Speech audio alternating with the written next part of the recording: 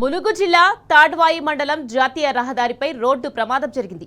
ఆగి ఉన్న ట్రాక్టర్ను అతివేగంగా వచ్చిన ఇసుక లారీ ఢీకొట్టింది. ప్రమాదంలో 2 మృతి చెందగా పలువురికి తీవ్రంగా గాయాలయ్యాయి.